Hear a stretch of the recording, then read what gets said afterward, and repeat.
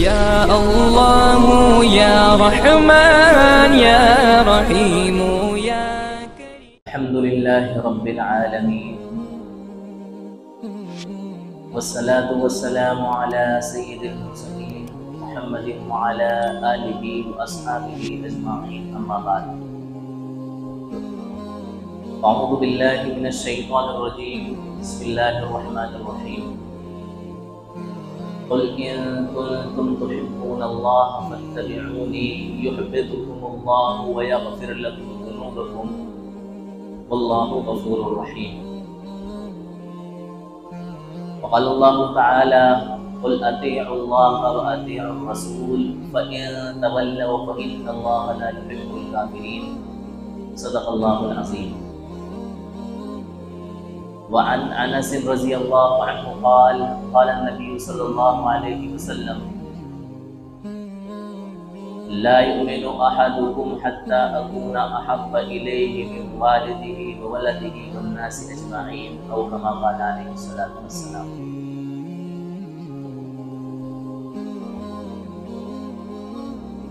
محترم بزرگوں اور عزیزوں، ہم مسلمانوں کا یہ عقیدہ اور یقین ہے کہ اس دنیا اور کائنات کو پیدا کرنے والا اور اس کائنات اور دنیا کے نظام کو چلانے والا تنہا اللہ تعالیٰ ہے، اور ہمارا یہ بھی عقیدہ اور یقین ہے کہ اس دنیا کی تمام مخلوقات میں سب سے اشرف، معزز، مکرم مخلوق انسان ہے، اور اس انسان کی فلاح و بہبود کے لیے، اس کی بھلائی کے لیے اللہ تعالیٰ نے بے شمار انبیاء علیہ السلام کو اس دنیا میں بھیجا۔ سب سے آخر میں ہمارے اور آپ کے پیارے آقا حضرت محمد صلی اللہ علیہ وسلم کو اللہ تعالیٰ نے اس دنیا میں مبعوث فرمایا۔ اس پر ہمارا یقین اور ایمان ہے، اور ہمارا یہ بھی عقیدہ ہے کہ تمام رسولوں اور نبیوں میں سب سے افضل اللہ تعالیٰ نے آپ صلی اللہ علیہ وسلم کو بنایا۔ جب تک ہم رسول اللہ صلی اللہ علیہ وسلم کی محبت کو اپنی زندگی کا حصہ نہیں بناتے، ہمارا ایمان کامل و مکمل نہیں ہوتا۔ جب تک ہم رسول اللہ صلی اللہ علیہ وسلم کی اطاعت کو اپنی زندگی میں داخل نہیں کرتے، اللہ تعالیٰ کی اطاعت ہو ہی نہیں سکتی۔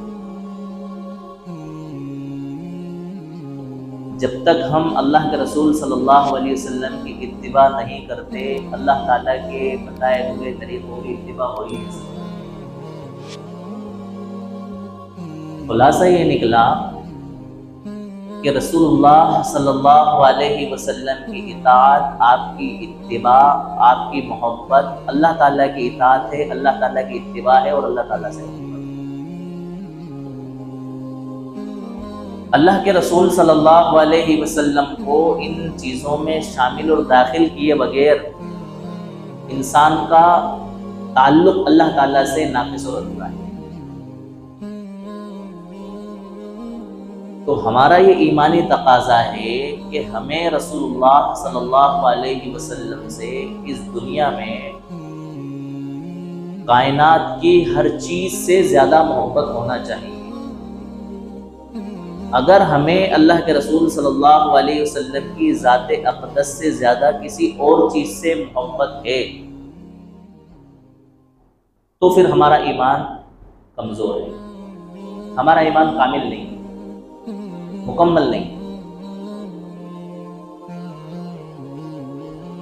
رسول اللہ صلی اللہ علیہ وسلم ایسے حالات میں اور ایسے وقت میں اس دنیا میں تشریف لائے جب دنیا جہالت کی اندھیر نگری میں اور جہالت کے دلدل میں پھنسی ہوئی تھی۔ اس انسانیت کو، اس تڑپتی ہوئی اور سسکتی ہوئی انسانیت کو رسول اللہ صلی اللہ علیہ وسلم نے حضور میں سنبھالا، اور ایسی تعلیم اور تربیت اس وقت کے لوگوں کی فرمائی، اور ایسا تعلق رسول اللہ صلی اللہ علیہ وسلم نے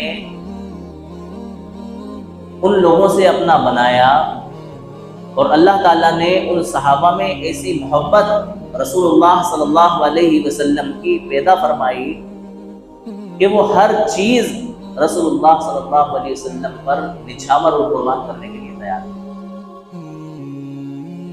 ایک انسان کے لیے اس کے ماں باپ سے زیادہ عزیز اور پیارا کون ہو سکتا ہے؟ اس دنیا میں ماں باپ سے بڑی دولت اور ماں باپ سے بڑی نعمت کوئی ہو ہی نہیں سکتی۔ ایسا انمول تحفہ اللہ تعالیٰ کی طرف سے والدین کی شکل میں انسانوں کے پاس موجود ہوتا ہے کہ جس کا کوئی بدل، جس کا کوئی ثانی، جس کا کوئی دوسرا اس دنیا میں نہیں مل سکتا۔ اور یہ بھی حقیقت ہے کہ جتنی اٹوٹ محبت ماں باپ اپنی اولاد سے کرتے ہیں، دنیا میں کوئی دوسری شخصیت اتنی محبت کسی انسان سے کر ہی نہیں سکتی۔ یہاں تک کہ ماں باپ کے علاوہ بیوی بچے بھی اس انسان سے اتنی محبت نہیں کرتے ہیں جتنی حقیقی اور پیور محبت ماں باپ اپنی اولاد سے کرتے ہیں۔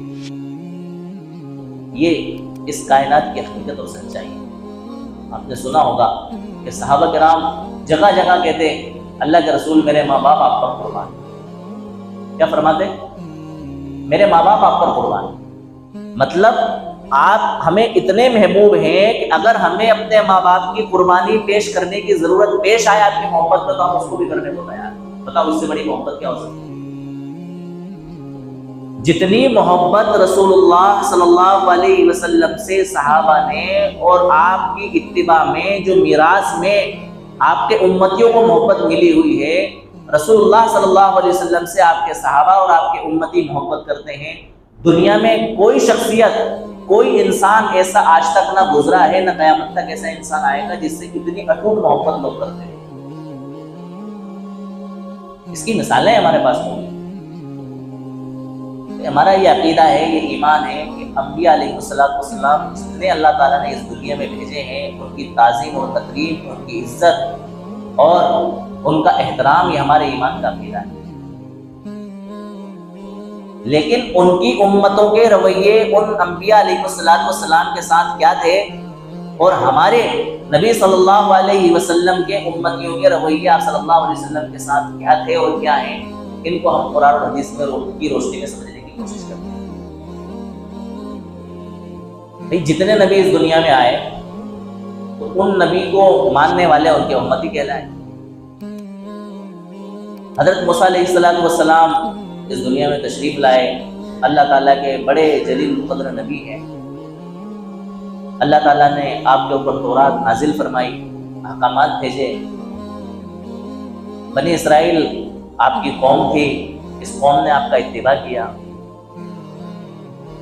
ایک موقع پر اس قوم نے حضرت موسیٰ علیہ السلام کا ساتھ چھوڑ دیا دعوت کے مشن پر۔ جب حضرت موسیٰ علیہ السلام نے کہا تو قوم نے جواب دیا، وہ الفاظ اللہ تعالیٰ نے قرآن کریم کے اندر نقل کیے، اذهب انت وربك فقاتلا انا هاهنا قاعدون۔ تم جاؤ اور تمہارا رب جائے، تم جا کر کے ان سے جہاد کرو، قتال کرو، لڑائی جھگڑا کرو، ہم تو یہاں بیٹھے ہیں، ہم تمہارے ساتھ جانے والے ہیں۔ اس آیت کی روشنی میں پتہ یہ چلا کہ حضرت موسیٰ علیہ السلام کے جو امتی تھے وہ حقیقی معنوں میں حضرت موسیٰ علیہ السلام کے ساتھ ویسی محبت نہیں کرتے تھے جیسی محبت کا تقاضا اللہ تبارک و تعالیٰ کو تھا۔ اگر محبت کرتے ہوتے تو آپ نکل جاتے، چلو ہم بھی آپ کے ساتھ چلتے ہیں، آپ جا رہے ہیں ہم بھی جاتے ہیں، لیکن انہوں نے کیا جواب دیا؟ اذهب انت، آپ جائیے، وربک، اور آپ کا رب جائے، آپ اور آپ کا رب دونوں جہاد کرو، دونوں لڑائی کرو، ہم آپ کے ساتھ جانے والے نہیں، ہم تو اپنی جگہ پر بیٹھے۔ اور تاریخ اٹھا کر دیکھ لیں آپ، رسول اللہ صلی اللہ علیہ وسلم نے جب بھی جہاد میں نکلنے کے لیے، جنگ میں نکلنے کے لیے صحابہ کرام سے کہا، صحابہ کرام نے نکلنے کہا۔ حضرت حنظلہ رضی اللہ عنہ کا واقعہ ہمیں کس کو نہیں معلوم؟ پہلی رات شادی کی اور اعلان ہو گیا جنگ کا، آپ بغیر غسل کیے ہوئے جہاد کے اندر چلے گئے، فرشتوں نے آپ کو غسل دیا ہے، ایسی بے شمار مثالیں ہمارے پاس میں موجود ہیں کہ اللہ کے رسول صلی اللہ علیہ وسلم نے کوئی آواز لگائی اور صحابہ کرام نے اس آواز کو لبے بنا کر۔ اللہ کے رسول نے ایک مرتبہ اعلان کیا کہ جو جس کے پاس ہے وہ تمام کا تمام گیا ہے۔ صحابہ کرام کے پاس جو جو تھا سب لے کر کے آئے۔ حضرت عمر رضی اللہ تعالیٰ عنہ آدھا اپنے گھر چھوڑے آئے اور آدھا اپنے گھر لائے۔ پوچھا کیا لائے عمر؟ فرمایا اللہ کے رسول آدھا اپنے گھر چھوڑایا اور آدھا آپ کے لیے لیا۔ حضرت ابو بکر رضی اللہ تعالیٰ عنہ لائے۔ پوچھا کیا لائے؟ فرمایا اللہ اور اس کے رسول کا نام صرف گھر میں چھوڑ کر آیا ہوں، باقی سب کا سب لیا ہے۔ ایسی محبتیں، ایسی قربانیاں صحابہ کرام کی اللہ کے رسول صلی اللہ علیہ وسلم، یہ ان کا ایمانی تقاضا تھا، یہ ان کا عقیدہ تھا کہ ہمارے لیے رسول اللہ صلی اللہ علیہ وسلم کی شخصیت سے بڑھ کر کے کچھ بھی نہیں۔ عیسائیوں کا یہ عقیدہ ہے، ان کے عقیدے کے مطابق حضرت عیسیٰ علیہ السلام کو صلیب پر چڑھایا گیا۔ آپ تاریخ اٹھا کر کے دیکھ لیں، جب ان کے سامنے ان کے عقیدے کے مطابق حضرت عیسیٰ علیہ السلام کو صلیب پر چڑھایا گیا، محبت کا تقاضا یہ تھا کہ حضرت عیسیٰ علیہ السلام کو صلیب سے کیا کر لیتے؟ نہیں بچایا۔ کیوں؟ اس لیے نہیں بچایا کہ ان کو اپنی جانیں زیادہ عزیز تھی، ان کو اپنے بیوی بچے زیادہ عزیز تھے، اپنا مال اور دولت، اپنا گھر بار، اپنا وطن زیادہ عزیز تھا۔ یہ اپنے نبی کی محبت میں خود قربان ہونا نہیں چاہتے تھے۔ ایک صحابی ہیں حضرت سعد بن ربیع رضی اللہ تعالیٰ، ایک جنگ کے موقع پر 12-13 تیر آپ کو لگے، زخمی ہوئے پڑے۔ ایک صحابی کا گزر ہوا حضرت ابی بن کعب رضی اللہ تعالیٰ عنہ کا، ان سے کہا رسول اللہ صلی اللہ علیہ وسلم کو جا کر کے میرا سلام پہنچا دینا اور یہ اعلان کر دینا میری طرف سے کہ نعوذ باللہ اللہ کے رسول صلی اللہ علیہ وسلم کو شہید کر دیا جائے اور ہماری قوم کا اور ہمارے افرادوں میں سے ایک فرد بھی بچ جائے تو کل اللہ تبارک و تعالیٰ کے سامنے اس کا عذر قبول نہیں کیا جائے۔ بتاؤ، ایسا نفسا نفسی کا عالم ہے کہ آپ کا سارا جسم زخمی ہو گیا ہے، ایسی حالت کے اندر آپ رسول اللہ صلی اللہ علیہ وسلم کی جان کی فکر کر رہے ہیں کہ ہماری اپنی جان قربان ہو جائے لیکن اللہ کے رسول صلی اللہ علیہ وسلم کے خروج بھی نہ آنے پائے۔ نعوذ باللہ ثم نعوذ باللہ، اگر رسول اللہ صلی اللہ علیہ وسلم کسی دشمن کے ہاتھ شہید کر دیے جائیں اور کوئی ایک فرد ہمارا زندہ بچ جائے آپ کی شہادت کے بعد میں، اللہ تبارک و تعالیٰ اس عذر کو قبول نہیں کریں گے کہ اللہ تعالیٰ میں تو اس وجہ سے بچ گیا تھا، میں تو وہاں تھا، یہاں تھا، وہاں تھا، اللہ تعالیٰ اس عذر کو قبول نہیں کریں گے۔ ایک خاتون، ان کا شوہر شہید ہوا، بیٹا شہید ہوا، باپ شہید ہوا، جتنے گھر میں افراد تھے، والد شہید ہوا، سب شہید ہو گئے۔ آپ خبر لینے کے لیے آئی، کہاں ہے میرے والد کہاں ہے؟ کہنا شہید ہو گئے۔ میرے شوہر کہاں ہے؟ کہنا شہید ہو گئے۔ میرا بیٹا کہاں ہے؟ کہنا شہید ہو گیا۔ میرا بھائی کہاں ہے؟ کہنا شہید ہو گیا۔ رسول اللہ صلی اللہ علیہ وسلم کہاں ہے؟ فرمایا اللہ کے رسول صلی اللہ علیہ وسلم پر کہہ رہے، فرمایا الحمدللہ کہ اللہ کے رسول صلی اللہ علیہ وسلم کے سامنے تمام مصیبتیں آسان ہیں اور تمام پریشانیاں آسان ہیں۔ ایسی محبت ہے اللہ کے رسول صلی اللہ علیہ وسلم پر، ان صحابہ کو، ان صحابیات کو۔ بتائیں سارا گھر لٹ گیا، باپ چلا گیا، شوہر چلا گیا، بھائی چلا گیا، بیٹا چلا گیا، جتنے محبت کرنے والے مرد تھے، جتنے حقیقی رشتے تھے، وہ تمام کے تمام رشتے اللہ کے راستے میں شہید ہو گئے۔ لیکن آپ کیا پوچھ رہے ہیں اللہ کے رسول صلی اللہ علیہ وسلم کیسے؟ یہ خبر مجھے بعد میں سنانا، پہلے یہ بتاؤ کہ رسول اللہ صلی اللہ علیہ وسلم کیسے؟ فرمایا اللہ کے رسول کیسے؟ کہ نا اب میری جان میں جان آئی، مجھے اطمینان ہوا، اللہ کے رسول صلی اللہ علیہ وسلم کی عافیت کی خبر سن کر کے میرے تمام دکھ اور یہ تمام پریشانیاں کیا ہو گئی۔ ایک صحابی ہیں زید بن وسرہ رضی اللہ تعالیٰ، غزوہ بدر کے موقع پر جو کفار اور مشرکین کو شکست ہوئی تو کفار اور مشرکین اپنے مہلکین کا بدلہ لینے کے لیے آئے۔ حضرت زید بن وسرہ رضی اللہ تعالیٰ عنہ کو گرفتار کر لیا، ان کے قتل کے در پر آئے اور ان کو آفر رکھا کہ کیا اچھا ہوتا کہ آپ اپنے گھر میں بیٹھے رہتے، اپنے بیوی بچوں کے پاس میں رہتے، اپنے وطن میں رہتے، آپ رسول اللہ صلی اللہ علیہ وسلم کو ہمارے حوالے کر دو، آپ کے بدلے میں ہم ان کو قتل کر دیں۔ نعوذ باللہ۔ حضرت زید رضی اللہ تعالیٰ عنہ نے جواب دیا، خدا کی قسم مجھے یہ بھی گوارا نہیں ہے کہ اللہ کے رسول صلی اللہ علیہ وسلم کو ایک کانٹا بھی چبھ جائے۔ آپ کے قتل کی کیا آپ باتیں کرتے ہو؟ ہم ہمارے جیسی اسی سو جانے قربان کرنے کے لیے تیار ہیں۔ رسول اللہ صلی اللہ علیہ وسلم کو ایک کانٹا بھی چبھ جائے یہ ہمیں گوارا نہیں ہے۔ اس وقت حضرت ابو سفیان رضی اللہ عنہ مسلمان نہیں ہوئے تھے، اس مجلس میں شریک تھے، موجود تھے۔ آپ نے کہا کہ جتنی محبت رسول اللہ صلی اللہ علیہ وسلم کے متبعین اور صحابہ رسول اللہ سے کرتے ہیں، میں نے دنیا میں کسی کو اتنی محبت کسی سے کرتے ہوئے نہیں۔ ایسی محبت کی مثال ہے رسول اللہ صلی اللہ علیہ وسلم۔ اور آج کے اس گئے گزرے دور میں جبکہ لوگوں کا ایمان بہت مزمحل ہو گیا ہے، کمزور ہو گیا ہے، خوشبوسا ہو گیا ہے، چاہے کیسے بھی گئے گزرے ہیں، دینی زندگی میں کوئی خاص اچھا حصہ ان کا نہیں ہے، نمازوں کی پرواہ نہیں ہے، معاملات میں ایمانداری کی پرواہ نہیں ہے، جتنے گناہ ہو سکتے ہیں وہ تمام گناہ ان کی زندگیوں کے اندر ہیں۔ سود خوری کے اندر وہ مبتلا ہیں، حرام خوری کے اندر وہ مبتلا ہیں، شراب خوری کے اندر وہ مبتلا ہیں، اور برے سے برے گناہوں سے گناہوں جتنے کام ہو سکتے ہیں ان تمام کاموں کے اندر مبتلا ہیں۔ لیکن رسول اللہ صلی اللہ علیہ وسلم سے محبت کا ان کا یہ تقاضا ہے، اور رسول اللہ صلی اللہ علیہ وسلم سے محبت کا یہ عالم ہے کہ اگر رسول اللہ صلی اللہ علیہ وسلم کے بارے میں کوئی ایک حرف بھی انسان ان کی گستاخی میں نکال دے، انسان اپنی جان کی بازی لگا دے۔ یہ رسول اللہ صلی اللہ علیہ وسلم سے کیا ہوتی ہے؟ محبت۔ رسول اللہ صلی اللہ علیہ وسلم کی محبت کا کیا ہے؟ تقاضا ہے۔ ابھی چند دنوں پہلے اتر پردیش کے ایک مقام پر کچھ لوگوں نے پرامن طریقے پر آئی لو یو محمد کا پوسٹر لگایا۔ یہ بات بہت چرچا میں ہے، ہم تمام لوگوں کے علم میں، لیکن ہم لوگ دیکھ رہے ہیں کہ دن بدن ہمارے ملکوں کے حالات بد سے بدتر ہوتے جا رہے ہیں، اور مسلم دشمنی میں ہمارا ملک اس قدر آگے نکل چکا ہے کہ رسول اللہ صلی اللہ علیہ وسلم سے محبت کے پرامن اظہار کو بھی انہوں نے کچھ الگ ہی رنگ دیا ہے، اور کئی لوگوں کو انہوں نے جیل کے اندر ڈال دیا۔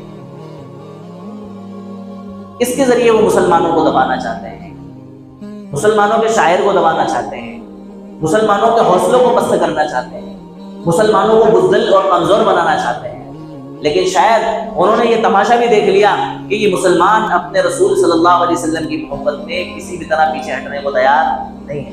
اس وقت ضرورت ہے اس بات کی کہ وہ لوگ جن کو بے قصور جیلوں کے اندر بند کیا گیا، ان کی ہمتیں اور ان کے حوصلے کمزور نہ پڑیں، وہ پست نہ پڑیں، وہ ہمت نہ ہاریں۔ اس کے لیے ہم اپنی طرف سے جو کچھ جدوجہد، جو کچھ کوششیں کر سکتے ہیں، جس طرح سے ہم رسول اللہ صلی اللہ علیہ وسلم کی محبت کا اظہار کر سکتے ہیں پرامن طریقے پر، ہمیں اس اظہار کو اوپن کرنا چاہیے اور اظہار میں لانا چاہیے، کیونکہ یہ تو ہمارے ایمان کا تقاضا ہے۔ اگر کسی انسان نے آئی لو یو محمد کا پوسٹر لگا دیا تو آپ حقیقی معنوں میں اس بات پر غور کریں، اندازہ لگائیں کہ اس نے کون سا بڑا جرم کر دیا۔ اس کو میں سمجھتا ہوں کہ کوئی بھی انصاف پسند شخص اور انصاف پسند عدالت اس کو کوئی جرم قرار نہیں دے۔ لوگ بہت کچھ اس طرح کے پوسٹر لگاتے ہیں، کوئی آئی لو یو موم پوسٹر لگاتا ہے، کوئی آئی لو یو فادر پوسٹر لگاتا ہے، کوئی آئی لو یو سسٹر پوسٹر لگاتا ہے، کوئی اور کسی طرح کا پوسٹر لگاتا ہے۔ اگر کسی مسلمان نے رسول اللہ صلی اللہ علیہ وسلم کی محبت میں آئی لو یو محمد کا پوسٹر لگا دیا تو کون سا بڑا ایسا جرم کر دیا کہ جس کی وجہ سے اس کے اوپر کیس بنا دیا جائے، اس کو عدالت کے چکر لگانا پڑے، اس کو جیل کی کال پوٹلیوں میں ڈال دیا جائے؟ یہ کہاں کا انصاف ہے؟ اس طرح کی حرکتیں آپ کی تنگ نظری بتاتی ہیں، اس طرح کی حرکتیں آپ کا دوہرا رویہ بتاتی ہیں، اس طرح کی حرکتیں آپ کی ناانصافی بتاتی ہیں، اس طرح کی حرکتیں اس ملک کے امن کو خراب کرنے کی چالیں بتاتی ہیں۔ اور حوالہ یہ کہ بھئی آج سے پہلے کبھی اس طرح کا پوسٹر نہیں لگایا گیا، تو یہ کون سی دلیل ہے کہ آج سے پہلے اس طرح کا کوئی پوسٹر نہیں لگایا گیا؟ اور اگر پوسٹر لگا دیا تو اس کے لیے سزا، اس کے لیے عدالت، اس کے لیے جو ہے کہ جیل، یہ کون سی باتیں ہوتی ہیں؟ اس کے لیے ایک سمجھائش ہو جاتی ہے، اس کو محبت سے ڈیل کر لیا جاتا ہے، اس کے بارے میں قوم کے رہبروں سے، علماء سے بات کر لی جاتی، وہ اس مسئلے کو حل کر لیتے، اس کو اتنا اونچا اور اتنا بڑھاوا دینے کی ضرورت ہی نہ پڑتی۔ لیکن اس کے پیچھے مقصد وہ ہے جو میں نے آپ کو بتایا۔ تو میرا اپنا نظریہ یہ ہے، اور امت مسلمہ کا نظریہ یہ ہے کہ وہ رسول اللہ صلی اللہ علیہ وسلم سے اپنی محبت کرتے ہیں۔ جیسا کہ میں نے شروع میں بتایا کہ ہم اپنے ایمان کے حساب سے اور دینی اعتبار سے کمزور ہو سکتے ہیں، اس میں کوئی دو رائے نہیں، ہم مکمل ایمان پر نہیں ہیں، ہم راہ راستے سے بھٹکے ہوئے ہیں۔ جو دینی طور پر ہمیں دینی تقاضوں کو پورا کرنا چاہیے، دین پر عمل کرنا چاہیے اور رسول اللہ صلی اللہ علیہ وسلم کی سنتوں کی اتباع کرنا چاہیے، آپ کی اطاعت کرنا چاہیے، آپ کے قول اور فعل پر عمل کرنا چاہیے، اس کے اندر یقیناً ہم کمزور ہیں۔ لیکن جہاں کہیں بات رسول اللہ صلی اللہ علیہ وسلم سے محبت کی آ جاتی ہے تو ہم اپنے ان تمام اعمال میں کمزور ہونے کے باوجود اپنے جان، اپنی مال، اپنے اولاد اور اپنے ماں باپ سے زیادہ رسول اللہ صلی اللہ علیہ وسلم سے محبت کرتے ہیں۔ ایک مرتبہ حضرت اشرف علی تھانوی رحمۃ اللہ علیہ سے کسی نے پوچھا کہ حضرت، اللہ کے رسول صلی اللہ علیہ وسلم کے بارے میں یہ حدیث ہے کہ جو شخص اللہ کے رسول صلی اللہ علیہ وسلم سے اپنے ماں باپ اور اپنی اولاد اور دنیا کی تمام چیزوں سے زیادہ محبت نہیں کرتا، اس کا ایمان کامل نہیں ہے۔ کہ نا اس بات میں تأمل ہے، تردد ہے، یعنی ایسا لگتا نہیں ہے، بظاہر ایسا لگتا ہے کہ انسان اپنی بیوی بچوں سے زیادہ محبت کرتا ہے۔ تو حضرت اشرف علی تھانوی رحمۃ اللہ علیہ نے اس کو جواب دیا کہ آپ ایک بات بتاؤ، اگر آپ کا بیٹا رسول اللہ صلی اللہ علیہ وسلم کی شان میں گستاخی کرے تو آپ کیا کرو گے؟ تو اس شخص نے فرمایا، اللہ حضرت میں اس کو مار دوں گا، میں یہ برداشت نہیں کر سکتا کہ اللہ کے رسول صلی اللہ علیہ وسلم کی شان میں کیا کرے، گستاخی کرے۔ آپ نے فرمایا یہی تو رسول اللہ صلی اللہ علیہ وسلم سے سب سے زیادہ محبت، بچوں سے، بیوی سے، ماں باپ سے، دنیا کی تمام چیزوں سے زیادہ محبت کسی کا تو نام ہے، کسی کا تو تقاضا ہے کہ آپ اللہ کے رسول صلی اللہ علیہ وسلم کی گستاخی برداشت نہیں کر سکتے۔ تو اس وقت ہمارے ملکوں کے جو حالات ہیں وہ حالات دن سے دن بدن ہمارے تعلق سے بد سے بدتر ہوتے چلے جا رہے ہیں۔ ان بدتر حالات میں ہمیں ثابت قدمی کے ساتھ، ہوش اور حواس کے ساتھ، اپنے جذبات کو کنٹرول میں رکھتے ہوئے، حکمت عملی کے ساتھ اپنے آپ کو کیا رکھنا ہے، ثابت قدم رکھنا ہے۔ ایسے حالات ہمارے سامنے برطانیہ اقتدار میں بھی آئے اور اس کے بعد مسلسل ہمارے حالات دن بدن ہمارے اوپر آتے جا رہے ہیں۔ لوگوں نے اپنے جانوں کے، اپنے مال کے، اپنی زمین و جائیداد کے اور نہ جانے کن کن چیزوں کی قربانیاں پیش کی، اور لوگوں نے اپنا کتنا خون بہایا ہے، ہماری ساری تاریخ بھری پڑی ہوئی ہے، کتنا خون بہایا ہے مسلمانوں نے، لیکن صبر اور استقامت کا دامن کبھی اپنے ہاتھ سے نہیں چھوڑا کہ اگر اس خون کو کسی دریا میں ڈال دیا جاتا تو اس دریا کا رنگ تبدیل ہو جاتا۔ اتنا خون مسلمانوں نے بہایا ہے، لیکن آپ نے صبر اور استقامت کو نہیں چھوڑا ہے، ثابت قدمی کو نہیں چھوڑا ہے۔ تو ایسے دور میں ہمیں ثابت قدم رہنے کی ضرورت ہے، ہمت ہارنے کی ضرورت نہیں ہے، حوصلے پست کرنے کی ضرورت نہیں ہے، مایوس ہونے کی ضرورت نہیں ہے، نا امید ہونے کی ضرورت نہیں ہے۔ ٹھیک ہے، ابھی کفر اور شرک کا ایک دور ہے، ان کا ایک اقتدار ہے، ان کے پاس طاقت ہے، سب کچھ ہے۔ ایسے ماحول میں اپنے علماء کی نگرانی میں ہمیں پرامن طریقے پر وہ کام انجام دینا ہے جن کاموں کی وجہ سے دشمنان اسلام کے پاس میسج بھی پہنچ جائے اور ہمارا اپنا مقصد بھی حاصل ہو جائے۔ ایسے وقتوں میں ہمیں ایسا ثابت قدم رہنا ہے کہ جن لوگوں کو جیلوں میں ڈالا گیا ہے ان کے حوصلے پست نہ پڑیں، وہ ہمت نہ ہاریں، وہ کمزوری کا شکار نہ ہو کہ ہم سے یہ غلطی اگر ہو گئی ہے یا ہم نے یہ کارنامہ انجام دے دیا ہے تو اس کی وجہ سے کوئی ہمارے ساتھ کھڑا ہونے والا نہیں۔ لوگوں نے بتا دیا، آپ نے دیکھا ہوگا، لوگوں نے ظاہر کر کے بتا دیا کہ ہم رسول اللہ صلی اللہ علیہ وسلم سے کتنی محبت کرتے ہیں، رسول اللہ صلی اللہ علیہ وسلم ہمیں کتنے زیادہ عزیز ہیں، یہ لوگوں نے بتا دیا ہے۔ مسلم پرسنل اللہ بورڈ کی طرف سے احتجاجی طور پر دو مقصدوں کو لے کر کے، ایک مقصد رسول اللہ صلی اللہ علیہ وسلم سے محبت کے اظہار میں، دوسرا مقصد ہے مسلم پرسنل اللہ بورڈ کا کہ وقف بورڈ کو بچانے کے تعلق سے ایک مہم کا آغاز کیا گیا ہے جو کہ شروع ہو چکی ہے۔ اس کے لیے ایک ترتیب ہمیں یہ بتائی ہے آنے والے ہفتے کے لیے کہ 3 اکتوبر کو بروز جمعہ یعنی آئندہ جمعہ کے روز ہمیں احتجاجی طور پر، جس پہ ہمارے دو مقصد ہوں گے، ایک رسول اللہ صلی اللہ علیہ وسلم کی عظمت میں اور آپ کی شان میں اور آپ کی محبت میں، دوسرا مقصد ہوگا ہمارا وقف بورڈ کے خلاف جو قانون بنایا گیا ہے اس قانون کے خلاف احتجاج، اس کے خلاف مظاہرہ، اس کے خلاف دھرنا۔ اس کے لیے مسلم پرسنل اللہ بورڈ نے یہ اپیل کی ہے کہ 3 اکتوبر کو ہم مسلمانوں کو اپنا ملی دینی فریضہ سمجھتے ہوئے، اپنے ذمہ داری سمجھتے ہوئے اس کام کو انجام دینا ہے کہ صبح 8 بجے سے لے کر کے 2 بجے تک اپنے کاروبار کو، اپنے دکانوں کو بند رکھنا ہے۔ اس کام کو ہمیں انجام دینا ہے۔ دیکھو، بظاہر ہمیں ایسا لگ رہا ہے ہم تو وہ لوگ ہیں کہ اللہ کے رسول صلی اللہ علیہ وسلم کی محبت میں اور جو حکم ہمیں ملا ہے اس کے لیے شاید کوئی اور دن بھی مل جاتا تو ہم یہ قربانی پیش کرنے کو تیار ہیں، شاید 8 بجے سے لے کر کے شام کے 8 بجے تک کا یہ حکم مل جاتا تو ہم اس حکم کو پورا کرنے کے لیے تیار ہیں۔ شاید جمعے کے علاوہ کسی اور دن میں یہ حکم مل جاتا تو ہم اس کام کو کرنے کو تیار ہیں۔ شاید ایک دن کے علاوہ کسی 2-4 دن کے لیے بھی یہ ہمیں کام اور کارنامہ انجام دینا پڑتا تو ہم اس کو انجام دینے کے لیے تیار ہیں۔ اور یہ نہ سوچیں کہ یہ کرنے سے کیا ہوگا، ہم تو چند ایک لوگ ہیں، ہمارے چند ایک لوگوں سے کیا فرق پڑے گا، قسم خدا کی بہت بڑا فرق پڑے گا۔ اس کام کو آپ کر کے دیکھیں۔ جمعے کا دن ہے، ویسے ہی ہم عام طور سے 12 بجے تک دکانیں کھولتے ہیں۔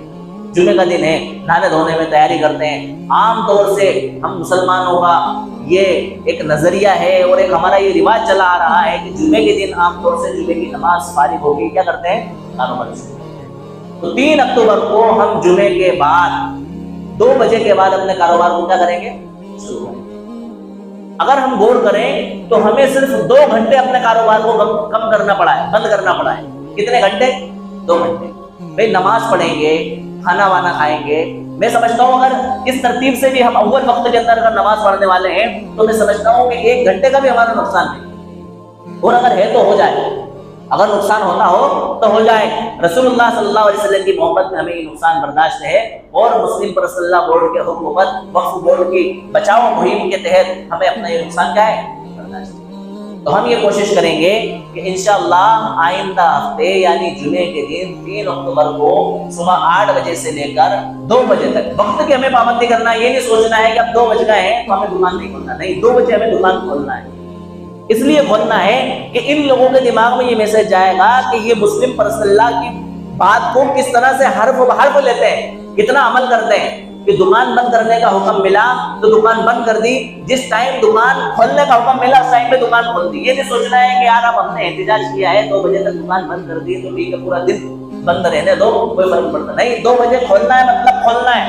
ہمارا احتجاج ہو گیا، ہمارا مظاہرہ ہو گیا، ہمارا پردرشن ہو گیا، ہمارا دھرنا ہو گیا، جو کچھ ہمیں ظاہر کرنا تھا وہ ہم نے کر دیا۔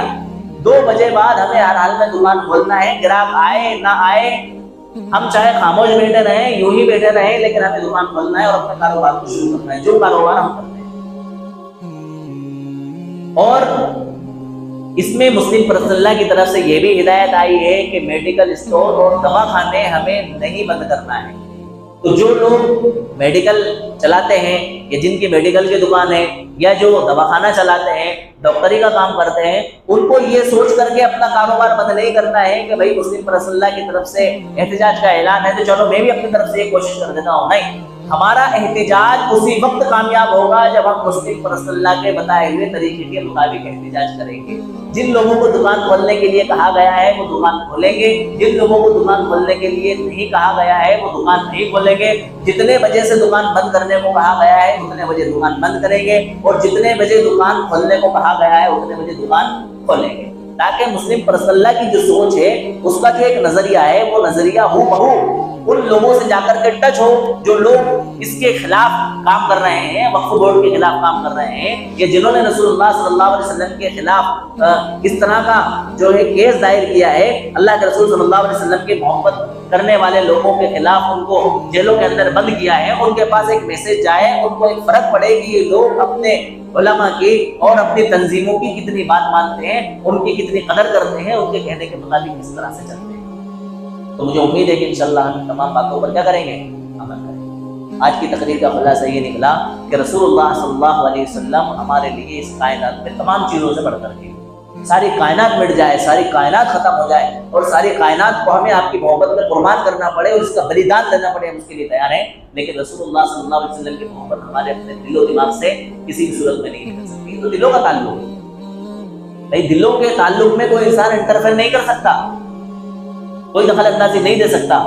دوسرا، ہماری بات کا خلاصہ یہ نکلا کہ مسلم پرسنل لا بورڈ کی اس اپیل پر انشاءاللہ ہمیں اگلے جمعے کے دن بروز جمعہ 3 اکتوبر کو اس مہم پر ہمیں کیا کرنا ہے، عمل کرنا ہے۔ دیکھو رسول اللہ صلی اللہ علیہ وسلم سے اصل محبت تو ہے اللہ کے رسول صلی اللہ علیہ وسلم کی تعلیمات کو عمل میں لانا۔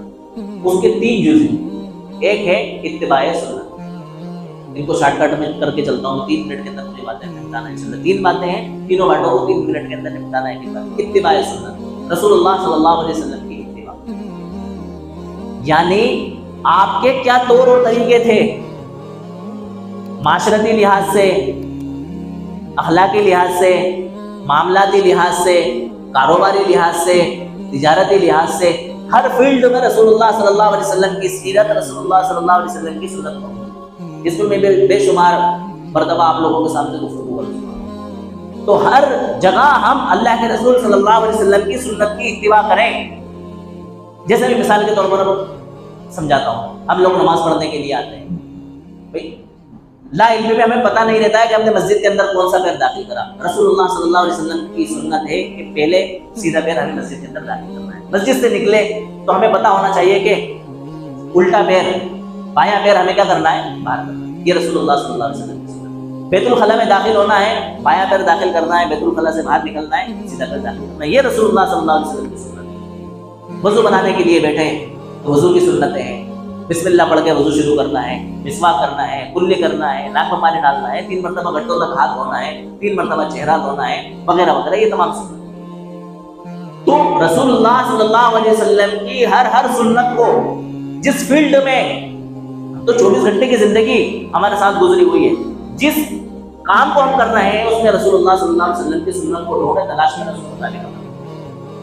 دوسرا ہے اطاعت رسول، رسول اللہ صلی اللہ علیہ وسلم کی اطاعت، آپ کی فرما برداری، آپ کے حکموں کو ماننا۔